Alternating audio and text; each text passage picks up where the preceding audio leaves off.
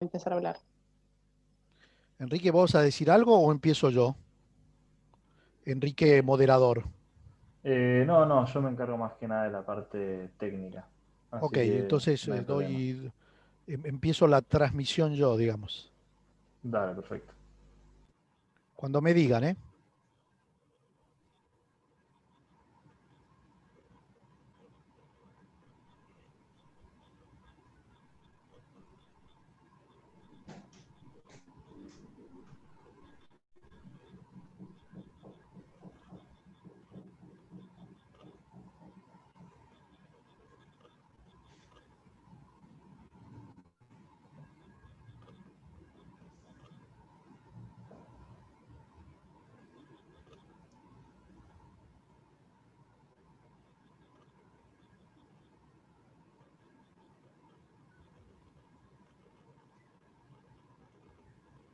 Ahí puede comenzar.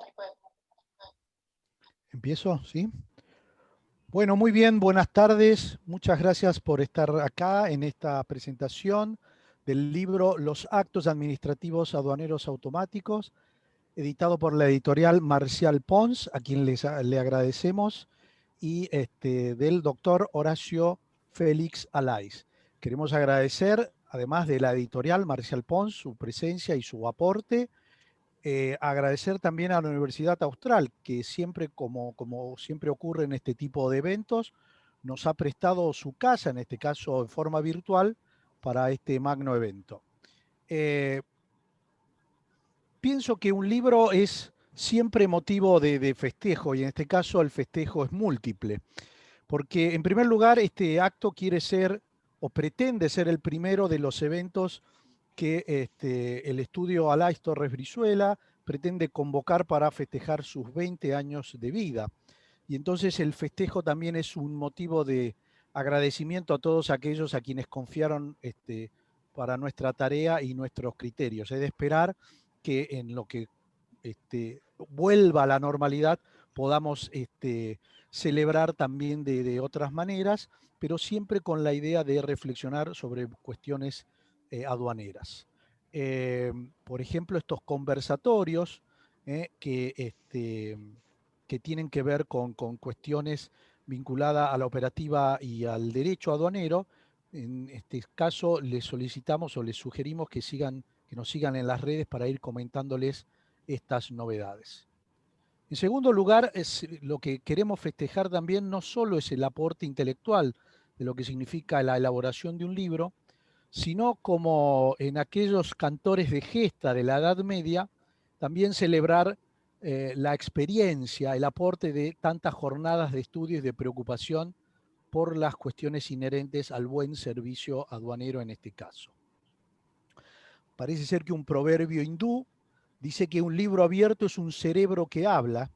Yo también creo que además es una cosecha, ¿no es cierto? Es aquel cosechador que recoge sus frutos, sus intuiciones y, por qué no, sus esperanzas desde la madurez de las cosas pensadas. Por eso he a tres prestigiosos colegas que, usando la obra del doctor Alais como punto de partida, nos traigan sus consideraciones acerca del estado de la cuestión en torno al acto administrativo y más precisamente acto administrativo aduanero. Por eso, en primer lugar, tengo el honor de presentar a quien va a hablar sobre el acto administrativo en los estándares actuales, el doctor Patricio Marcelo San Martino. Voy a leer brevemente su hoja de vida. Es un abogado independiente, magíster en Derecho Administrativo, egresado de esta universidad con diploma de honor, profesor en las maestrías de Derecho Administrativo de la Universidad de Buenos Aires, de la Universidad Austral, la Universidad Católica Argentina, Nacional de Córdoba, Nacional de Comahue, entre otras. Director del primer diplomado postmagistral en Derecho Administrativo Profundizado de esta universidad, director del posgrado en la abogacía pública y de la diplomatura del Derecho Procesal Administrativo y Constitucional local y federal que se dictan en la Escuela de Abogacía Pública de la Procuración General de la Ciudad Autónoma de Buenos Aires, director de la maestría en abogacía pública de la Escuela de Abogados del Estado, que depende de la Procuración del Tesoro de la Nación, profesor titular en la Escuela de Cuerpos de Abogados del Estado. En el ámbito público se desempeñó en organismos como la Procuración del Tesoro de la Nación, el Banco Central, el Ministerio de Justicia, la Procuración General de la Ciudad de Buenos Aires, coautor de anteproyectos de leyes sobre cuestiones de derecho administrativos y procesal, miembro del Instituto de Derecho Administrativo de la Academia Nacional de Derecho, autor de Principios Constitucionales del Amparo Administrativo, Contencioso Constitucional Administrativo Urgente y Amparo en el Estado Constitucional Social de Derecho. Doctor Sammartino, bienvenido, muchas gracias. Adelante.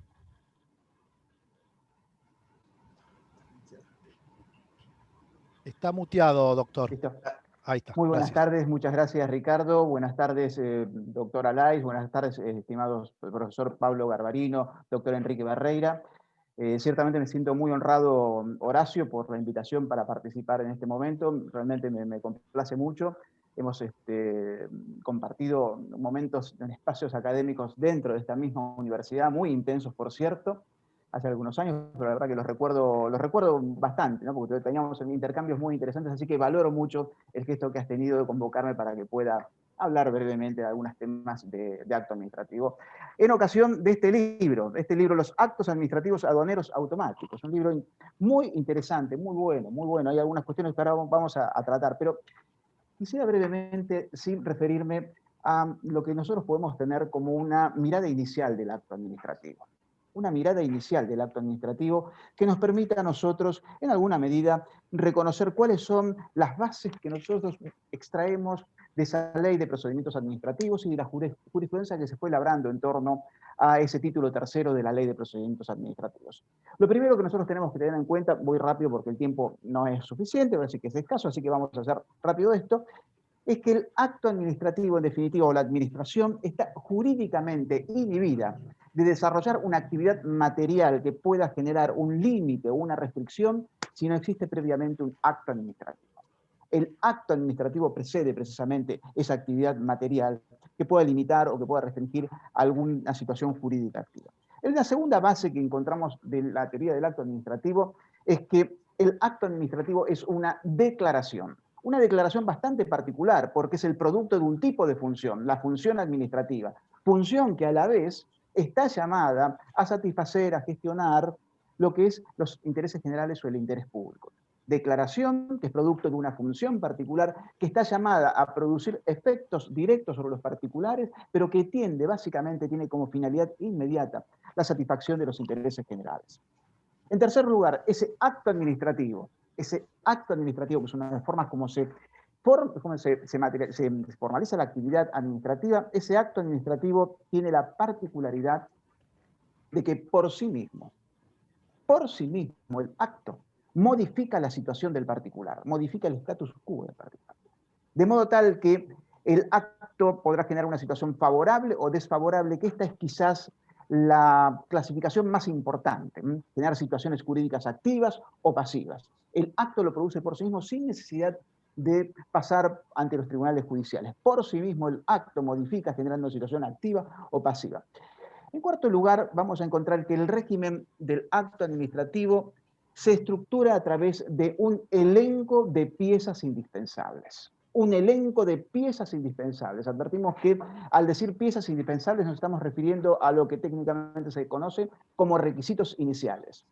Si el acto administrativo tiene todas estas piezas indispensables, todos estos elementos que lo van estructurando y además genera una situación jurídica activa calificada como un derecho subjetivo y ha sido comunicado al particular, la ley le asigna a ese acto administrativo una característica. Ese acto administrativo es básicamente inalterable en sede administrativa.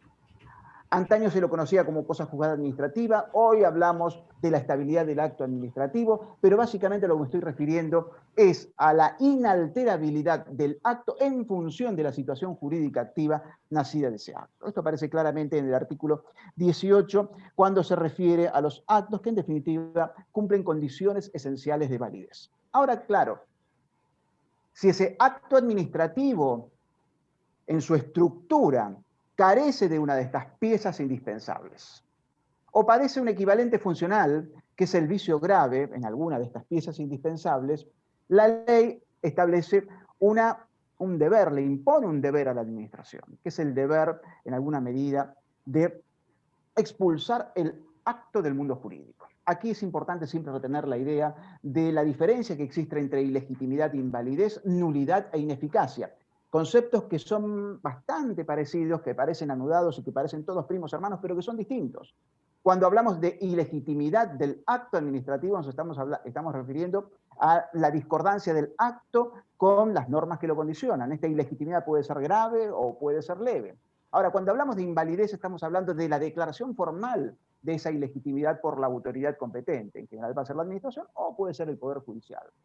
La nulidad ya es otra cosa, es la secuela sancionatoria, es la expulsión del acto del mundo jurídico, cuya consecuencia es la ineficacia definitiva de ese acto, que se diferencia de la ineficacia provisional, que es la suspensión de los efectos del acto. Es importante no confundir lo que es la ineficacia definitiva, que tiene como sustento la nulidad de un acto administrativo, de lo que es la suspensión de los efectos del acto.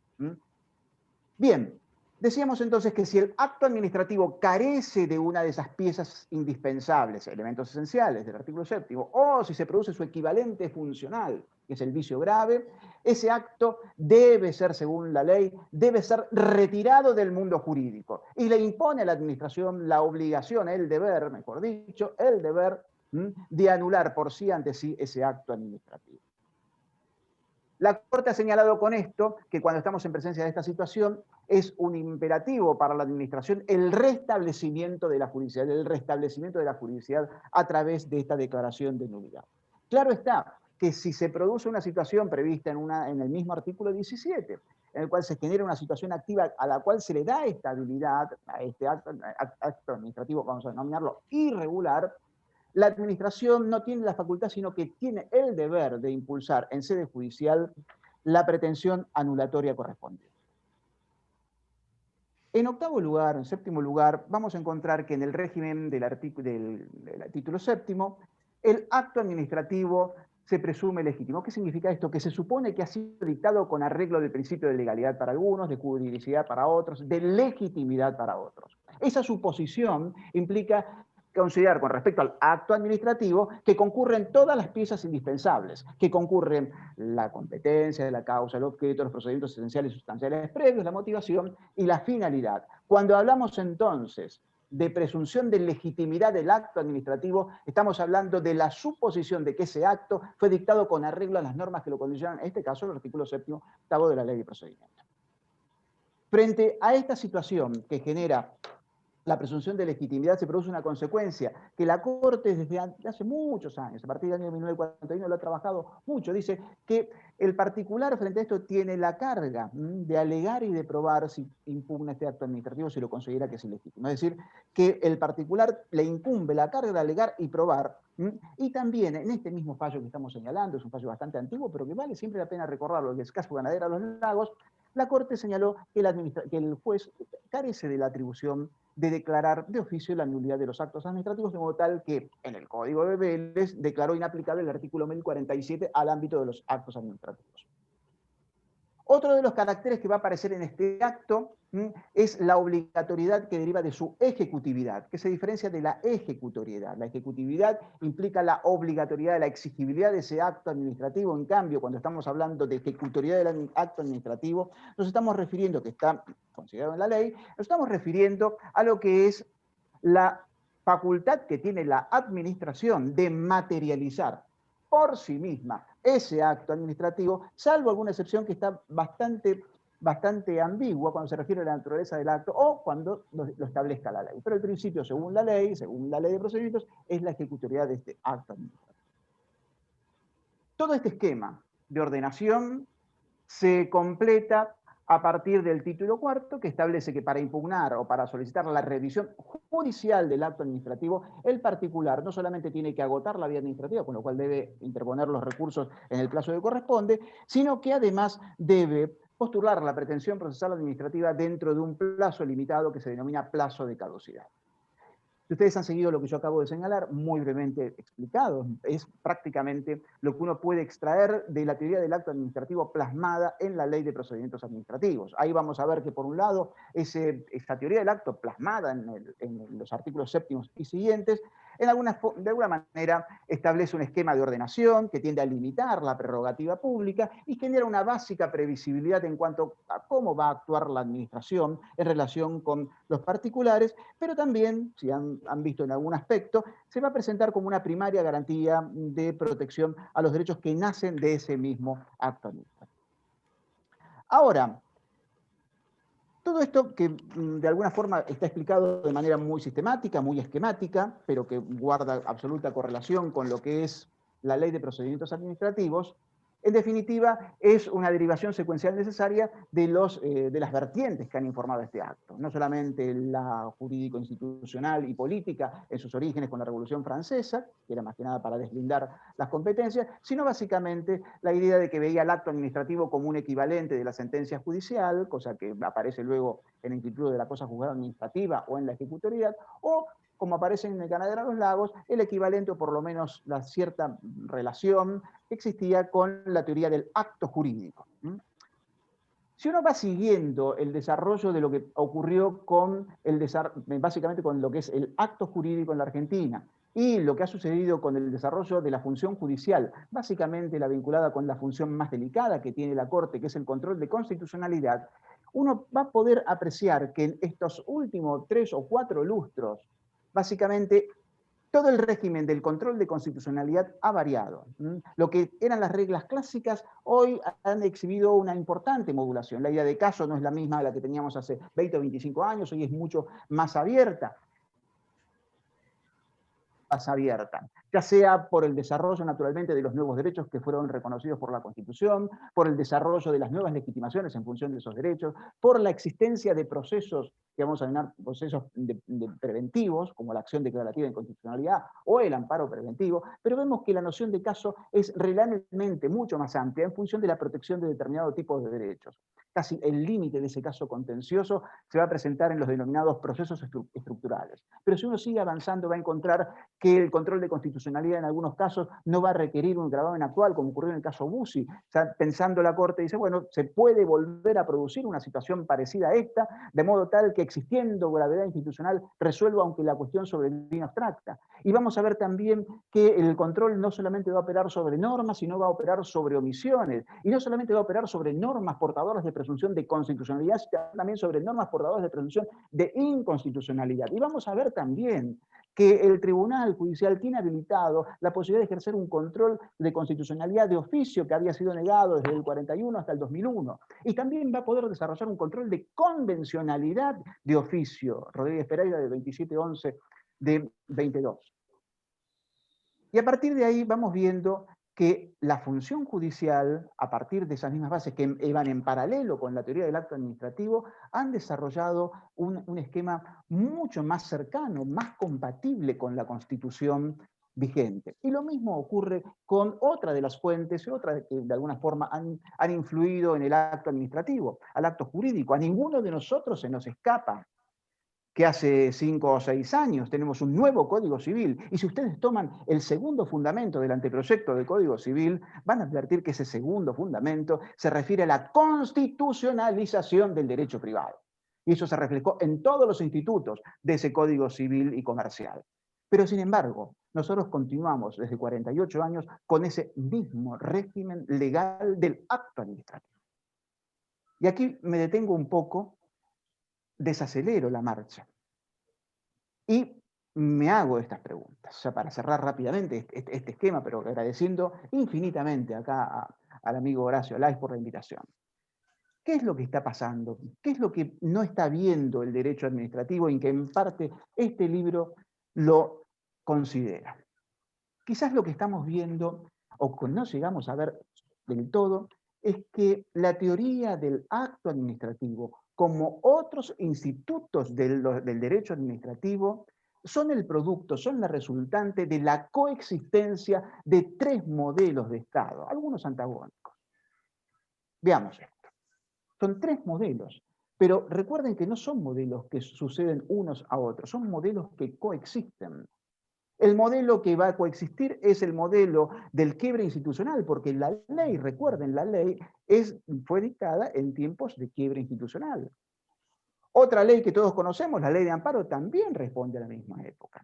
Mucha jurisprudencia que nosotros citamos, Rodríguez Blanco de Serrao, Duperial, por ejemplo, Movimiento Scout, Universidad Bartolomé Mitre, responde a esa época. Y sin embargo, hoy en día vemos que muchas de estas sentencias, labradas bajo un régimen que no era democrático, perviven en el derecho administrativo. Muy sencillo, si ustedes quieren tomar un caso, tomen Rodríguez Blanco de Serrao del año 82. La doctrina de Rodríguez Blanco de Serrao es del 82, labrada por jueces que no tenían legitimación democrática, no habían sido designados por la Constitución. Sin embargo, se repite en el 91, en el caso se repite en el 91 en el caso Furlotti, se repite en el 2010 en Astillero Mestrina, se repite en 2018 en el Considerando 16 de Candanor. Es decir, que vemos que pervive en alguna medida un régimen o una parte del derecho administrativo que ha sido labrada en tiempos en que no había un reconocimiento de lo que es la división de los poderes, no había supremacía de la Constitución, no existía el reconocimiento y el respeto por los derechos fundamentales de la persona, no había periodicidad en los mandatos de gobierno y el derecho no era producto de la voluntad popular. Sin embargo, la doctrina labrada por esos jueces que no tenían legitimación democrática y, las normas como las que yo cité, que fue emanados de gobiernos de facto, aún permanecen vigentes. El segundo modelo que coexiste es el modelo del Estado formal y democrático de derecho.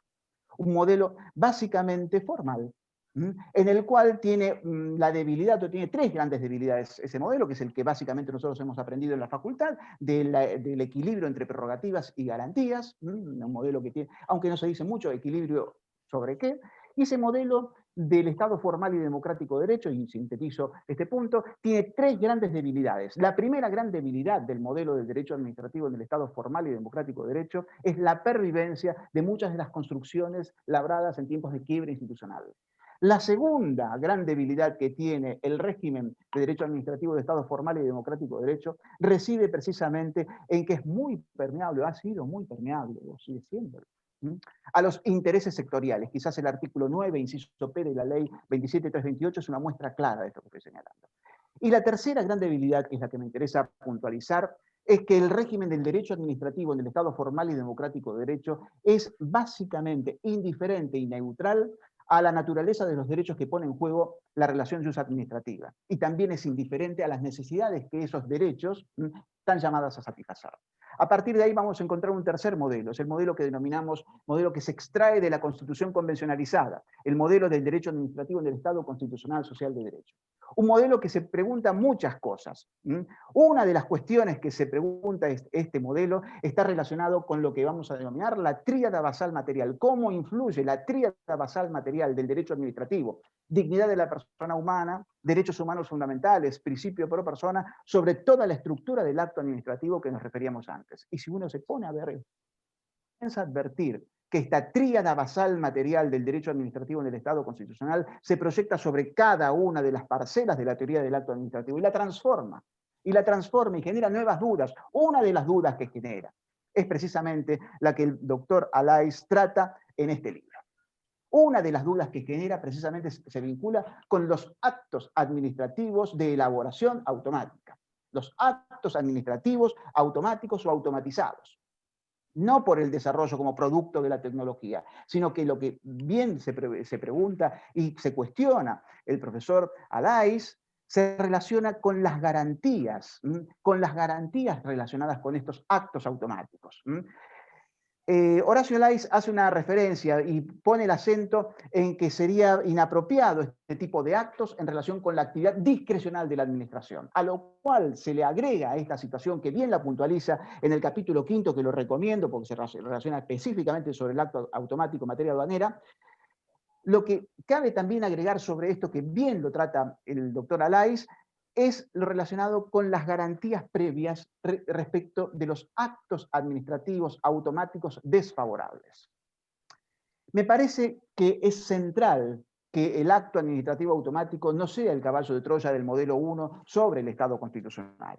Es central que, en definitiva, las garantías que son del procedimiento previo, el debido procedimiento previo, que surge del artículo 8º de la Convención Americana, que tenemos muchas sentencias de la Corte Interamericana y recogidas por la Corte Federal, es central que se trabaje en este respeto del debido procedimiento previo a todo acto.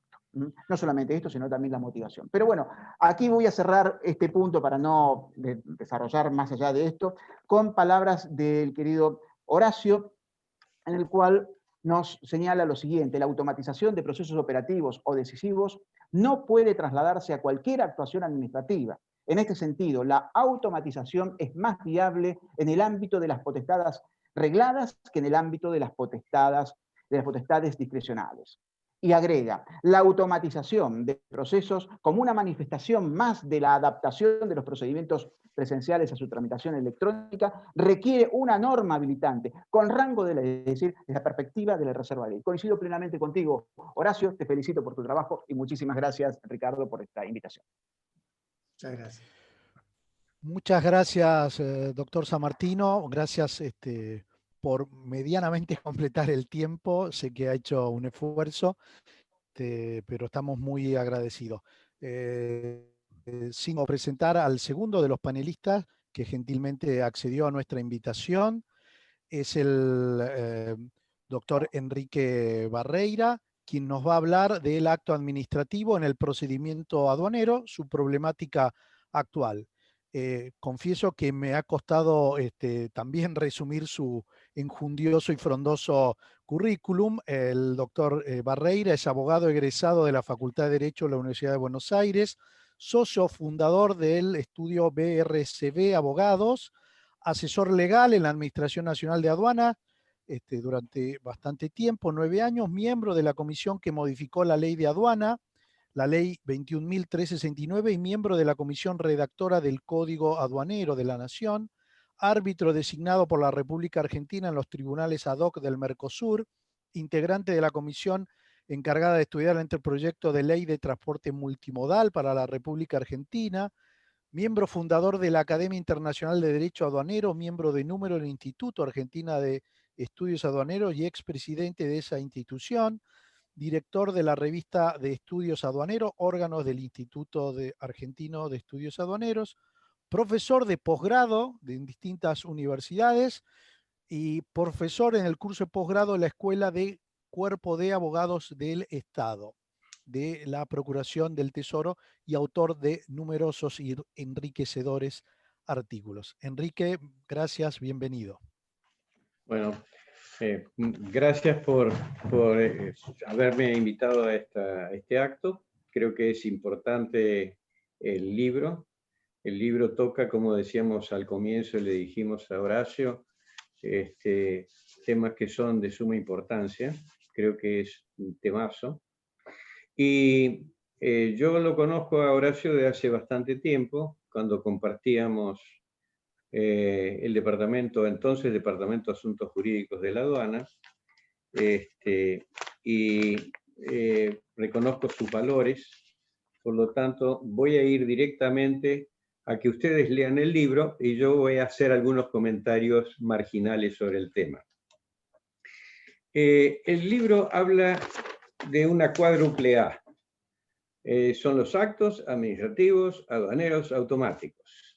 Esta cuádruple A reviste una curiosidad, que es cómo definirlo. Horacio, en la página 78 del libro, toma una definición provisoria, que es la de la ley española, que es la ley 40 del año 2015, y establece 5 características, esa definición, que creo que es importante que retomemos. Es un acto o actuación, ya ahí resbala un poco la definición, administrativa automatizada.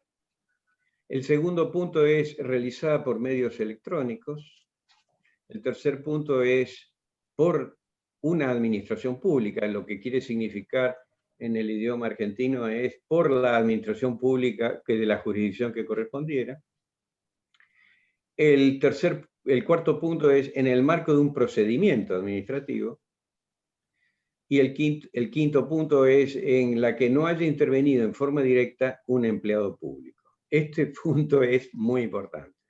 El empleado público no interviene en la emisión de este supuesto acto que, como sabemos bien, genera derechos y genera principalmente deberes.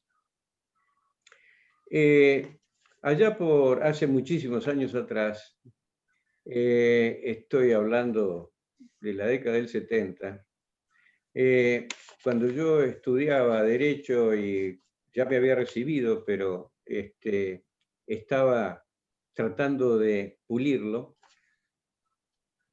un amigo que estudiaba sistemas, ingeniería en sistemas, me dijo, no sé para qué estudias Derecho, porque en definitiva las sentencias las van a hacer las máquinas computadoras.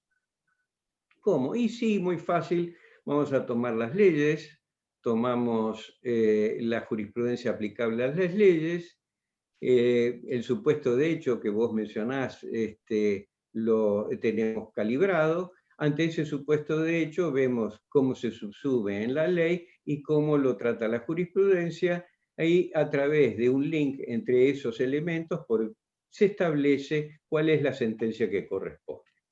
Yo pensé, esto es el derecho más positivista que pueda existir, es el criterio positivo. Y dije, pero ¿y qué pasa con la justicia? Y la justicia es eso, la justicia es la ley. No, me parece que acá falta un problema axiológico que da lugar a la interpretación de la ley. Bueno, nunca me imaginé que a esta altura de la vida, eso que me decía este hombre, aparentemente se está haciendo realidad, aunque sea en forma inicial. La regla en materia aduanera es el procedimiento, lo que estábamos hablando un poquitito antes de lanzar este evento. La base, la columna vertebral en materia aduanera es el procedimiento operativo. Procedimiento operativo que se basa en lo que algunos autores de derecho administrativo dicen el acto coadyuvante de la voluntad administrativa. Así lo dice Forshoff, y en Argentina Gordillo habla de procedimiento constitutivo, y generalmente se lo separa del procedimiento contencioso. Es un procedimiento en donde el administrado colabora con la administración para lograr que se forme, se constituya un acto administrativo que está solicitado por el administrado.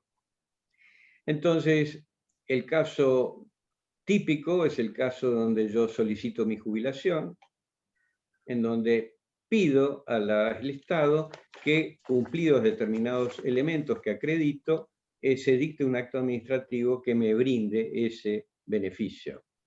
El otro es, en este caso, vamos al caso aduanero, es cuando yo solicito la importación para consumo de una mercadería y inicio todo un procedimiento que puede ser más o menos extenso de acuerdo a la intensidad de control que se realice, de acuerdo a los canales verde, naranja o rojo, en donde se dan una serie de pasos necesarios para determinar que ese pedido está conforme a la ley.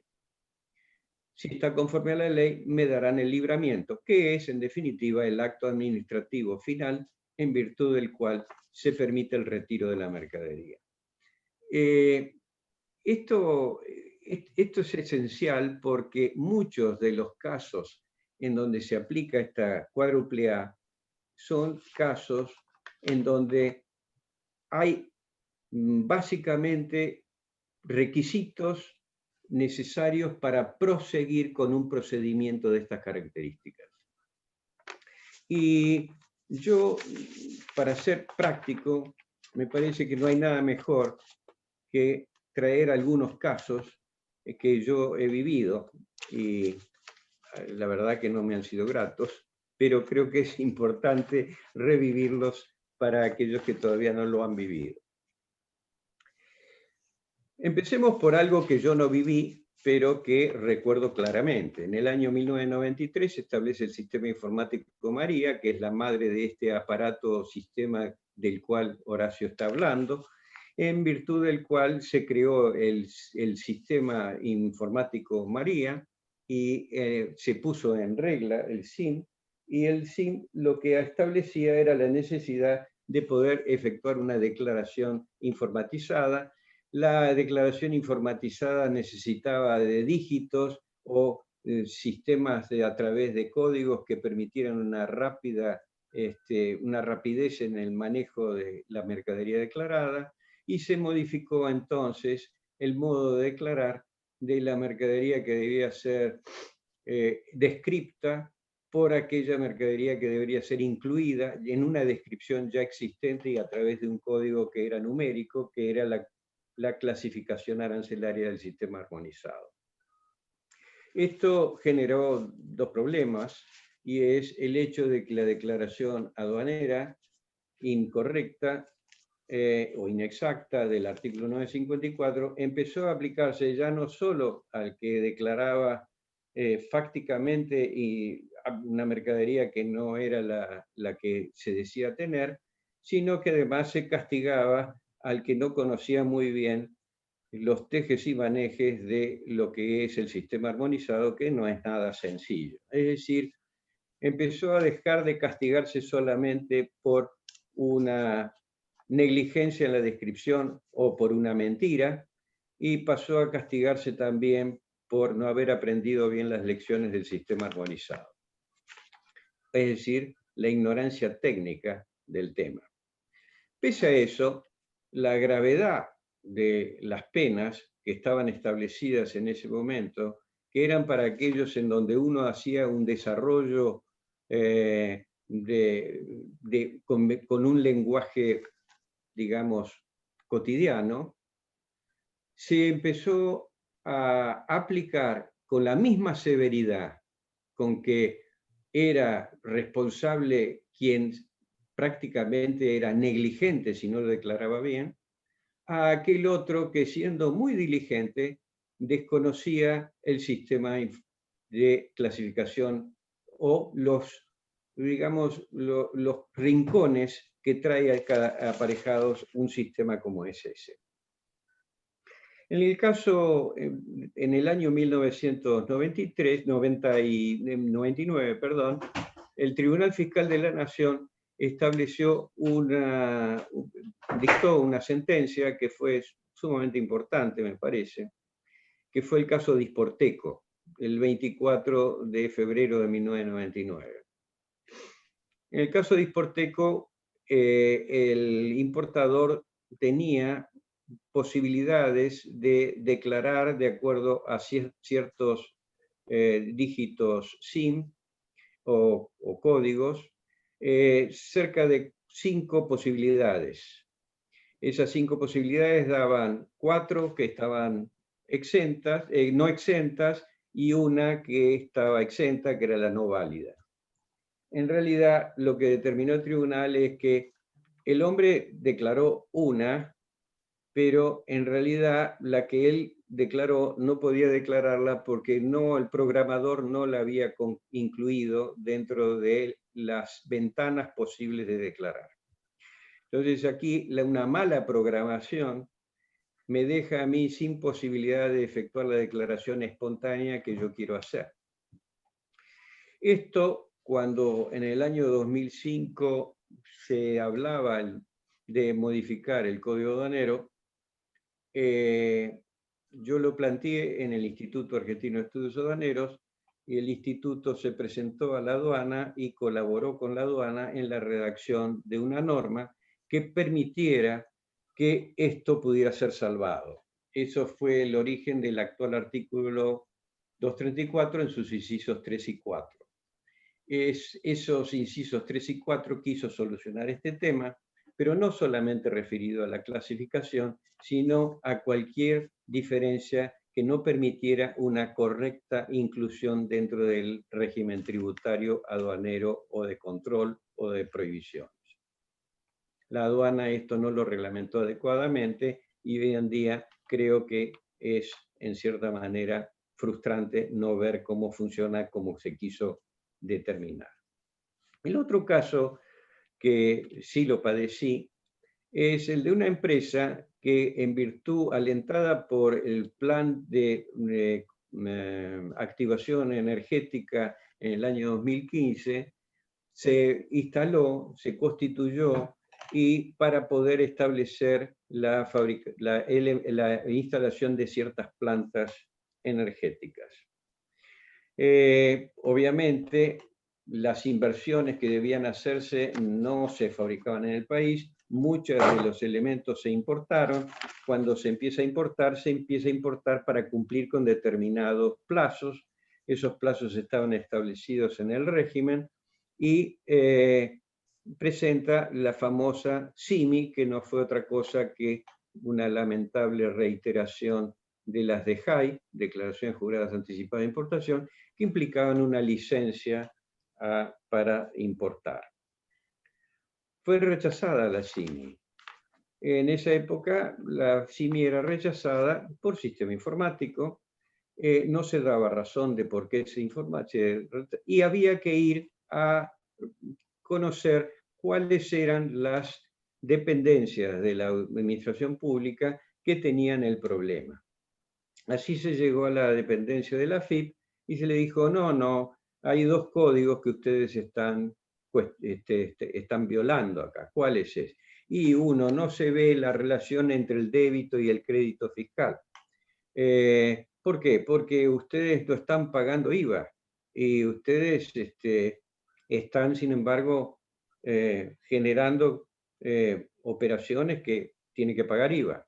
Bueno, no estamos pagando IVA porque directamente no hemos empezado, no está la puesta en marcha y no podemos vender energía.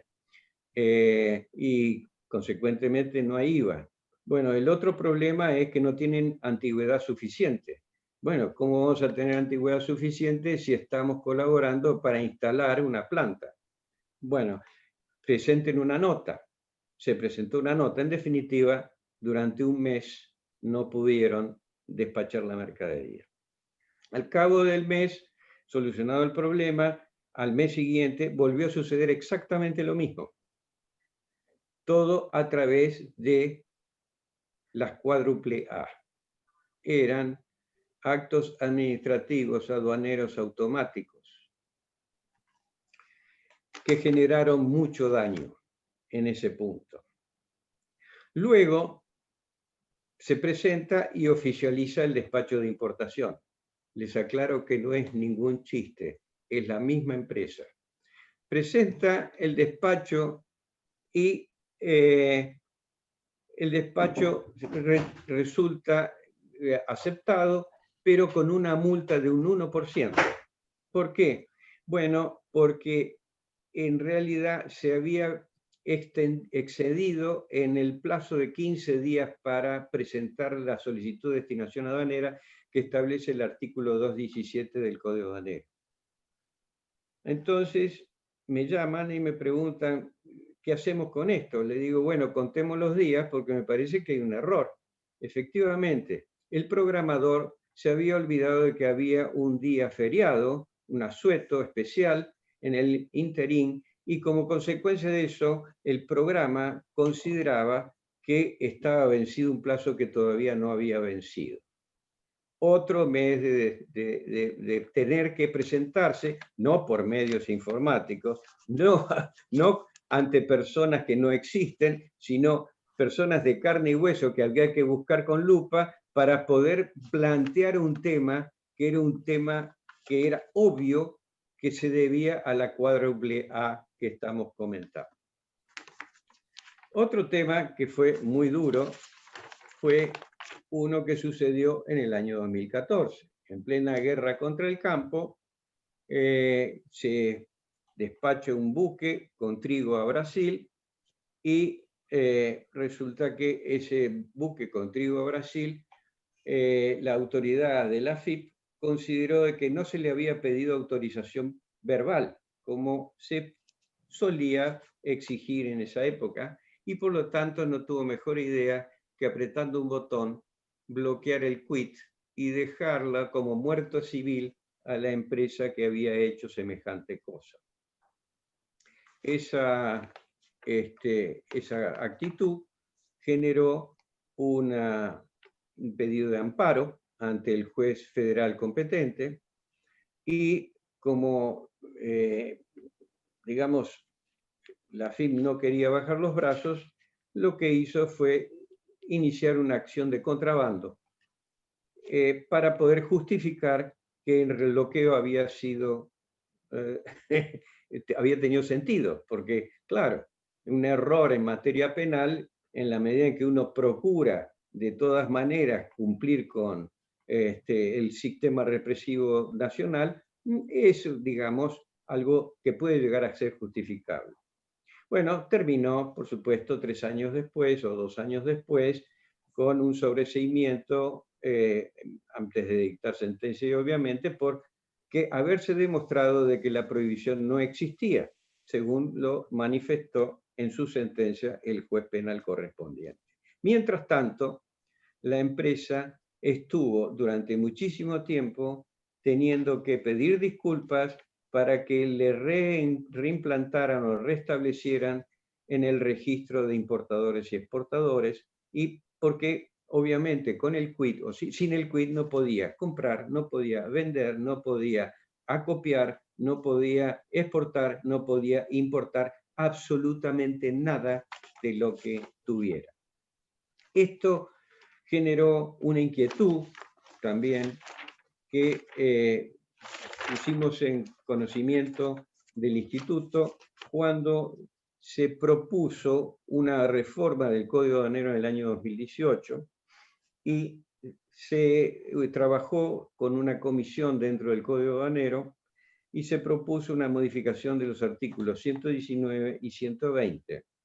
Lo más importante es lo que dice el propuesto 120 bis, en el sentido de que hay que preservar la agilidad, celeridad y continuidad de los trámites y operaciones de importación y de exportación, y cuidando que se emitan medidas que adopten compatibles con ese principio, de manera que eventuales efectos negativos en el sector privado fueran solamente los estrictamente necesarios.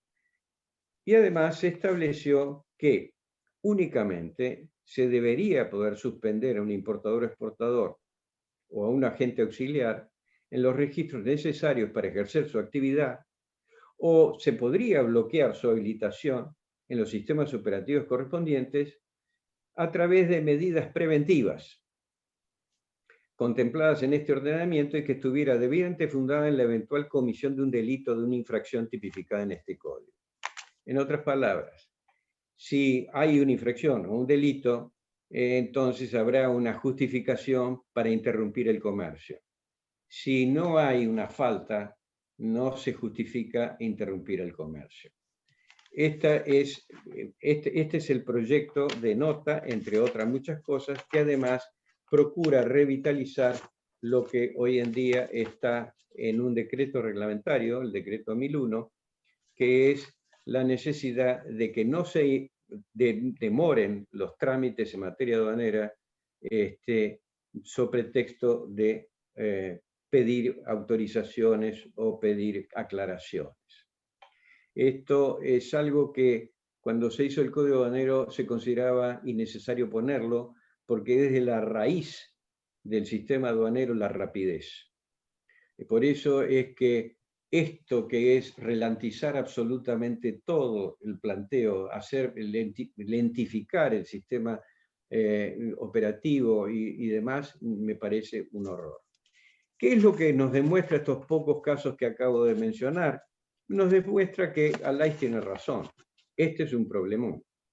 El acto administrativo aduanero automático es, de acuerdo a cómo se maneje, puede ser un, como dicen los chicos, un mono con navaja.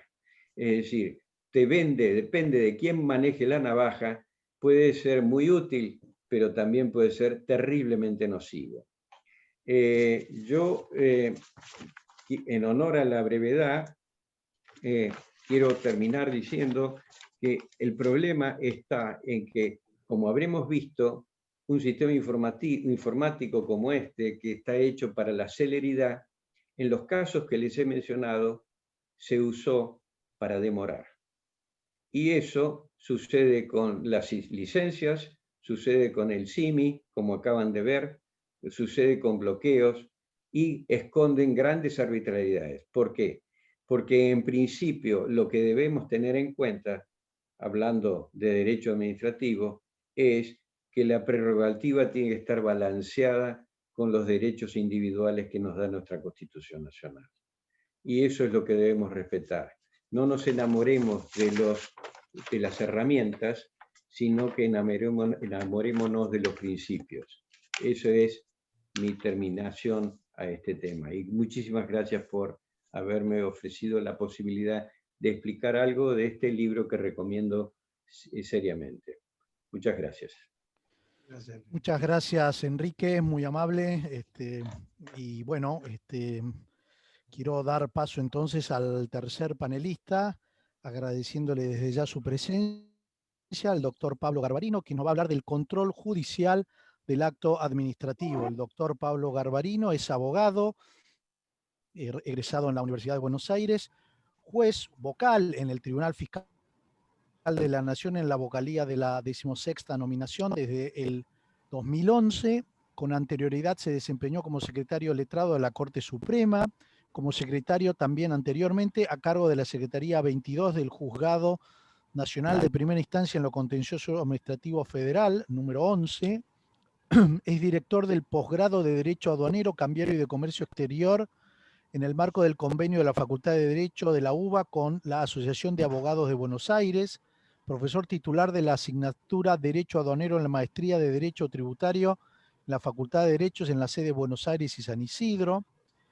Bueno, profesor de otras materias, profesor titular de varias materias más, profesor invitado en la Fordham University School of Law en Nueva York, de la Facultad de Derecho de la Universidad Complutense de Madrid y de la Facultad de la Administración Pública de la Universidad de Panamá, profesor invitado en materia tributaria y penal tributaria en distintas universidades de nuestro país, UBA, UB, Austral, UCA, etcétera.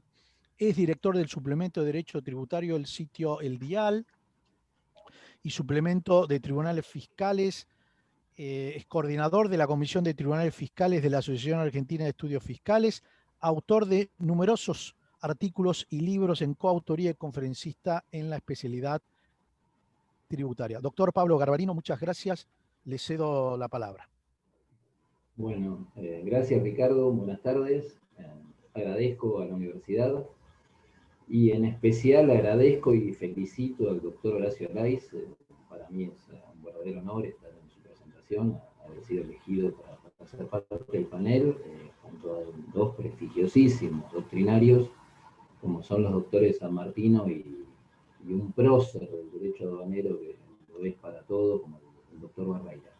Así que muchísimas gracias. Y por supuesto, tampoco quiero dejar de agradecer a todos los colegas que están participando. Veo mucha gente de la diplomatura, con quienes nos hemos cruzado hace poco. Bueno, también un gusto estar nuevamente frente a todos. Me toca quizás la parte un tanto más compleja, que es hablar del control jurisdiccional, del control judicial de este acto automático, del acto automático de naturaleza aduanera. Y voy a partir, me va a servir de base, inexcusablemente, lo que han manifestado los doctores San Martino y Arraiz, y también el doctor Barreira. El doctor Barreira ha señalado perfectamente que el derecho aduanero, bueno, tiene una gran sistematización, sus grandes paradigmas, y su asimilación la encuentra en el derecho administrativo.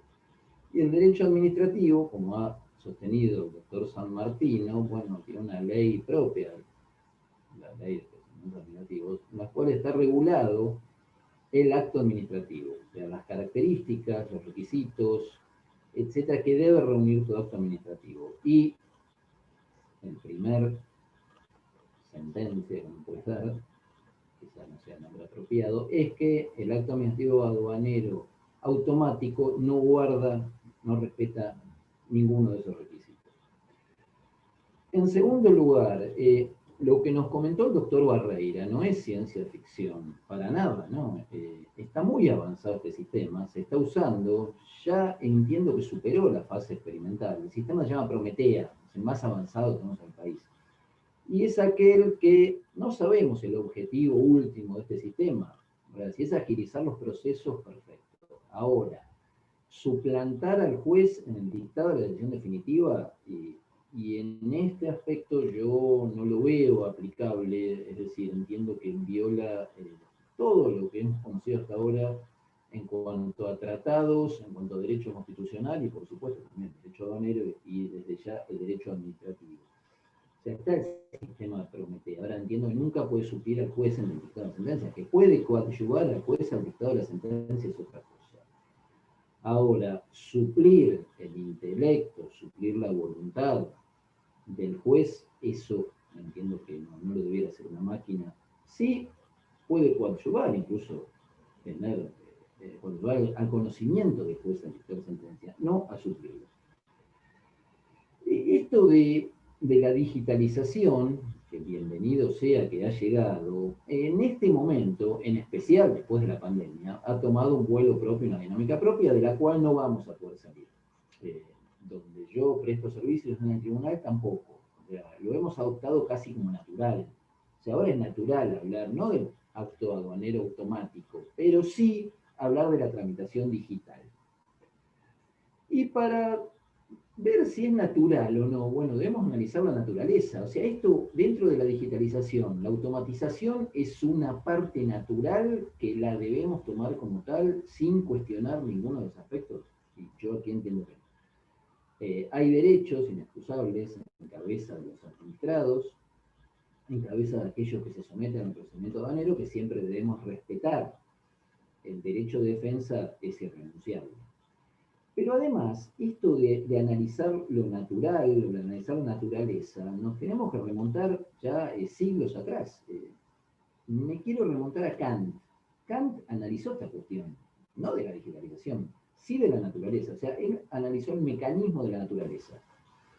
Y él analizaba si esto era una derivación, si era una derivación causal de la noción de causalidad. Nosotros esta noción de causalidad, los principios de causalidad adecuada, entre fines y medios, al valorar la conducta de la gente, por supuesto que tenemos en cuenta. Y Kant, dentro de una de sus máximas, llegó a la conclusión que de acuerdo a cómo se utilice este mecanismo natural, este mecanismo de la naturaleza, este mecanismo automático de la naturaleza, o sea, tomar la naturaleza como un elemento automático, podía estar en oposición, en franca oposición, a la libertad. Libertad, bueno, no es tan así, no lo veamos como libertad ambulatoria, libertad personal, pero sí analicemos o asimilemos libertad con los derechos, en especial con el derecho de defensa. Entonces, entiendo que la misión, la función, la actividad, la actuación, la intervención del juez va a ser inexcusable. Esto es lo que tenemos que tener en cuenta, en primer lugar, para hablar de control judicial, de control jurisdiccional. Ahora, ¿cómo hace el juez este control? Bueno, lo tiene que hacer de 4 modos. Lo tiene que hacer en forma amplia, en forma plena, en forma integral y en forma efectiva. Cuanto mayor sea el grado de automaticidad del acto, y yo rescato y además comparto todo lo que ha dicho el doctor Barreira, que en la práctica aduanera nosotros vemos que muchas veces son como pretextos, se utilizan como barreras para arancelarias, barreras que se pueden utilizar como excepción, pero que en el país pareciera ser la regla, y además que encubren otro fin, es decir, que escapan a la recta razón, sino que a través de esta automaticidad el fin es otro. Entonces, cuanto mayor sea la automaticidad del acto que se debe controlar, menor tiene que ser la automaticidad del juez. O sea, el juez ahí tiene que extremar su competencia. Como dice la Corte Interamericana, como lo dijo en un fallo del año 2004, Herrera Ulloa Mauricio contra Costa Rica, en especial el voto del doctor Sergio García Ramírez de México. los jueces tienen que agotar su capacidad recursiva. ¿Y cómo la agotan? Bueno, voy a hacer un paralelismo que le va a resultar afín, porque sé que en el panel hay mucha gente amante del fútbol. Y es como este jugador de fútbol que nosotros le vamos a decir, pero va a jugar bien, va a jugar mal. Bueno, eso no se puede determinar. O cualquier actividad, aquel actor, aquella actriz, aquel músico que tiene que estar frente a una performance determinada. Todo el mundo desde ya va a querer actuar bien, va a querer hacerlo mejor. Eso es una parte, pero además, lo menos que le tenemos que exigir a ese jugador es que deje todo en la cancha, a ese actor, a esa actriz, o sea, aquel que está actuando, que está prestando un servicio. Después, si lo hace bien, mejor, si lo hace mal, bueno, pero al menos que deje todo, que entregue todo, o sea, que el juez agote su capacidad recursiva, que analice todas las cuestiones, ya sea las cuestiones de derecho, como los ordenamientos lo autorizan, y también aquellas cuestiones de hecho en las cuales muchas veces los jueces no intervienen y tampoco interviene nuestra Cámara. ¿Y por qué no interviene? Bueno, en la primera instancia aduanera, que normalmente es la nuestra, el Tribunal Fiscal, porque se entiende, a mi juicio se mal entiende, que el tribunal tiene limitaciones por tratarse de un tribunal administrativo. Yo discrepo con esta idea, no solo que discrepo, sino que además de discrepar la combato. En mi juicio, el tribunal no es un tribunal administrativo, sino es un tribunal judicial que no integra el Poder Judicial. Aclaro algo, en esa obra monumental que es el Código Aduanero, por supuesto que allá en los albores de los años 80, cuando el Código empieza a tener vigencia, en el año 81, sí, el Tribunal Fiscal es un tribunal administrativo, no tengo dudas. Yo lo digo, no lo es en la actualidad, en especial que no lo es a partir del año 94, con el trasplante normativo que produce en nuestra Constitución la incorporación de diversos tratados de derechos humanos, que tienen rango constitucional. Y también el análisis que hace la Cámara de Apelaciones, a través de un recurso que pareciera ser limitado, no lo debe ser. O sea, este recurso que limita la actividad de la actuación de la Cámara también es inconstitucional. ¿Por qué? Porque la Cámara tiene que tratar todas las cuestiones de hecho y las cuestiones de derecho. Mucho más, si lo que se está analizando es un acto que pareciera ser automático. Yo tampoco creo en la absoluta, plena y total automaticidad de los actos. O sea, siempre está el hombre detrás que lo produce, pero claro, en la medida que se manifiesta en forma automática, desde ya que está violentando los derechos de los arbitrados. Y este principio, estos preceptos que yo estoy dando a conocer, mi idea, lo veo mucho más gravoso aún si este acto automático aplica una multa, porque en materia de multa juegan otros principios.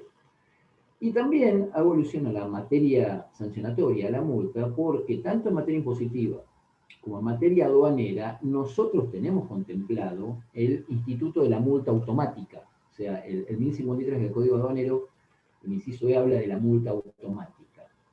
Multa esta que a mi juicio también es palmariamente inconstitucional, y así lo he declarado en soledad y en disidencia en el año 2015, o a partir del 2015, porque lo he hecho varias veces, en un fallo que se llamó Agencia Marítima Mundial, de la Sala G, del 18 de febrero del 2015. O sea, la multa jamás puede ser automática. La multa tiene que tratar todas las cuestiones de hecho, todas las cuestiones de derecho.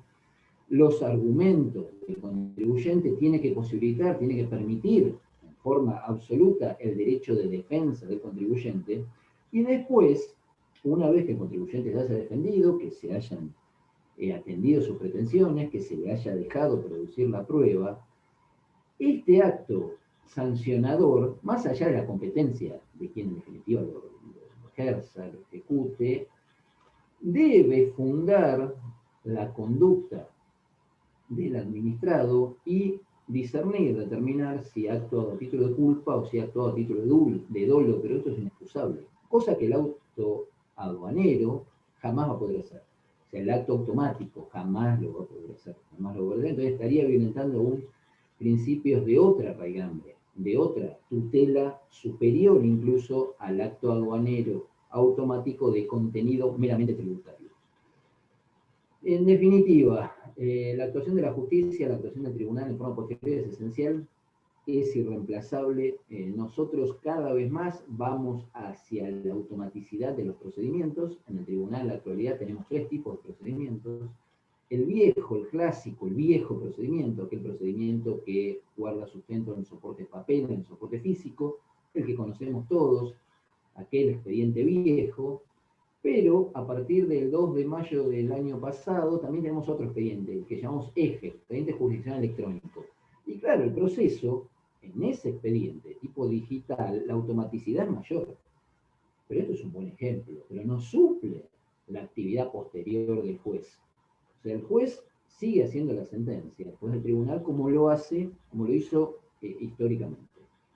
Lo mismo que el juez del Poder Judicial, de primera instancia, el de la Cámara, usan otro procedimiento que cada vez está en vías de obtener mayor digitalización. Este procedimiento dual, que ustedes bien conocen, se llama Lex 100, incluso la nunca en cuanto a la decisión. La decisión plena, amplia, efectiva, independiente, imparcial y personal del juez es irreemplazable. Entonces, en definitiva, no dejemos de velar para descontracturar algunos aspectos del procedimiento que se deben tramitar de otro modo, bienvenida sea.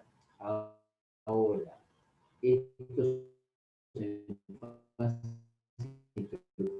a nivel administrativo, que es la aduana, a nivel jurisdiccional, que es el tribunal, o a nivel judicial, son los diversos tribunales de justicia federales, incluyendo, por supuesto, nuestra Corte Suprema.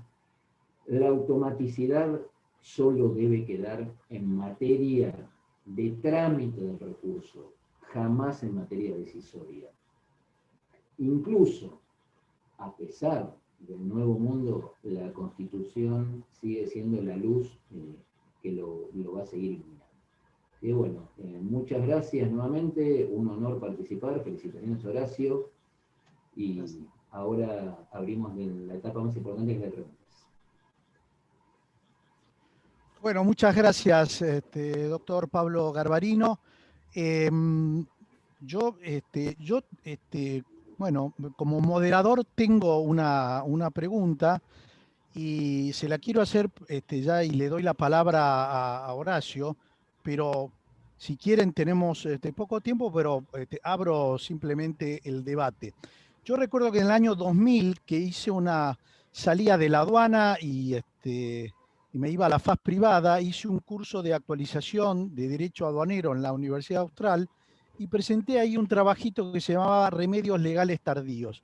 Y demostraba en 3 casos concretos cómo, aún usando incluso remedios como el amparo, a los efectos de la celeridad y de los derechos patrimoniales que estaban involucrados, por ejemplo, en el libramiento de una mercadería, cualquier recurso era tardío. Cualquier recurso era tardío. Tomando esta idea, digo, con el acto, con la cuádruple A, como le tomo a Enrique la idea, ¿no es cierto? Con el acto administrativo aduanero automatizado. Bueno, realmente hoy hay un remedio que puede, con los problemas que tenía, por ejemplo, que contó Enrique, hoy rápidamente se puede solucionar este tema. Horacio. Muchas gracias por los conceptos vertidos por los profesores, amigos, invitados. La verdad que un poco el contexto de lo que me llevó a investigar este tema. Primero y principal, fíjense que no incursiono ni critico la cuestión vinculada a la automaticidad de procedimientos, como puede ser algo que ya hemos visto en el Tribunal Fiscal, en la justicia y demás. Acá yo me estoy refiriendo a ese acto que se genera automáticamente, sobre todo sobre pretexto de cuestiones operativas o actitud positiva o negativa que toma la administración en materia de comercio exterior. Y como decía Enrique, tenemos ejemplos todos de lo que hemos padecido. El sistema muchas veces reacciona por la rigidez o falta de previsión de alguna rutina, por defecto del algoritmo con que fue cargado, pero tiene otro problema más grave: la falta de instrucción o voluntad o capacidad que tiene el funcionario público para resolver ante el error evidente. Y Enrique daba un caso muy parecido. Me pasó con un buque arriba al puerto de Campana, tiene que descargar combustible a una conocidísima empresa de la zona. Hay un problema comercial, el sistema toma el arribo del medio transportador cuando es el arribo primero, 15, 20 días demora y el resto del combustible era para el segundo embarcadero. Al cliente nuestro le aplicaron automáticamente la multa del 1%, siendo que había sido la aduana anoticiada del problema del cual era totalmente ajeno. Para poder despachar tuvo que pagar la multa automática, una cifra millonaria, y estamos todavía en el proceso administrativo para que me reconozcan el derecho y me devuelvan el dinero. La fuerza y la potestad que tiene el funcionario aduanero es tan grande que si encima esto se disimula o se implementa a través de un sistema automático, me quedo sin herramientas. Cuando que la tendencia mundial es a facilitar el comercio a través del acuerdo de facilitación de comercio, es a tener información temprana, es, como está señalando la Organización Mundial de Aduanas, a la invisibilización de la actividad de control de la aduana. ¿Qué significa esto? La regla es no afectar las relaciones mercantiles, pero efectuar un control pleno, discreto, sin la presencia física como estábamos acostumbrados. El mundo globalizado y el acceso a la información me está implementando una nueva forma operativa. Y como nos señalaba Patricio, tenemos remedios de actos administrativos que no tienen soluciones de tutela lo suficientemente acordes para esta temática novedosa que estamos hablando. Y es cierto, yo cuento otro caso clásico que se me presentó en jurisdicción de una aduana muy cercana a Capital, por cierto. Por un error operativo, la aduana dispara un cargo de una obligación tributaria que formalmente está prescrita. El cliente que se duerme llega tarde y le aparece una suspensión. Cuando vemos el caso, lo primero que se me ocurre es decir, bueno, miren, o pago para poder levantar la suspensión, o hablo con el administrador, que es abogado, y le explico el caso. Opté por la segunda, porque pagar era un despropósito, medida judicial era imposible. El administrador, con buen criterio, me dice, espera que averiguo bien qué pasó en tesorería. A las 2 horas me llama y me dice, Alay, tiene razón, este cargo está mal hecho, esto no tendría que haber salido. Deja que lo anulo directamente y modifico el sistema. Esto me habla que cuando hay voluntad y hay un funcionario correcto que está estudiando y se da cuenta del error, lo subsanó automáticamente. Ahora, este mismo caso se me plantea en una aduana lejana, donde por ahí el hecho de que no tienen por qué conocerme, pero explico el caso, o es el burócrata que dice, mire, jugado está, hágase cargo del error, pague y vaya después a discutirlo. Se dan cuenta el dilema que se presenta. De actos de este tipo, muy pleno, porque como dijo Enrique, se supone que la automatización está para favorecer, acelerar, mejorar, pero por defectos humanos, por efecto de algoritmo, por efecto de procedimiento como se ha cargado, se generan errores. Y muchas veces el error, se me suele colar en el error a la hora de encontrarme una solución, ese vicio mortal que tiene todo acto administrativo, la vía de hecho, la negación de la intencionalidad de quien está buscando otro tipo de efecto del acto, a pesar de la formalidad que tiene. En la aduana hemos visto muchas veces esto, no por describirlo ni siquiera con un sistema, el famoso acto administrativo telefónico. Alguien superior al servicio aduanero llama por teléfono y dice: a este bloquéamelo, o a este haceme tal cosa, o ponerlo en la lista negra. Esto lo hemos visto no ahora, miles de veces, en distintos gobiernos, en distintas administraciones. Consecuentemente, yo lo que tengo que tratar de encontrar es un sistema de garantía.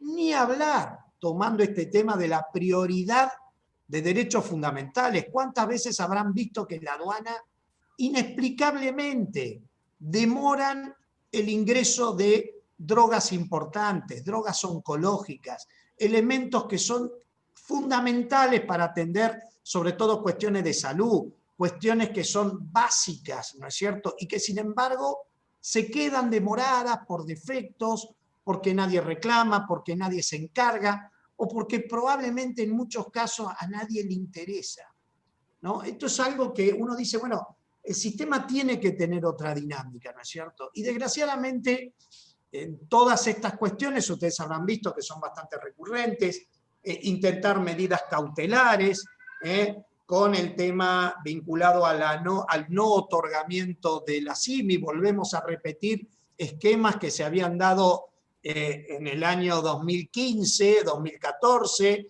y que después fue el mismo perro que le cambiaron el nombre y le pusieron distinto collar. Entonces la DEJAI pasó a ser CIMI y ahora se interpreta o se interpretaba también la CIMI con restricciones. Entonces volvemos de nuevo al dictado de medidas cautelares y demás, cuando en definitiva se está implementando a una licencia no automática como una prohibición selectiva discrecional.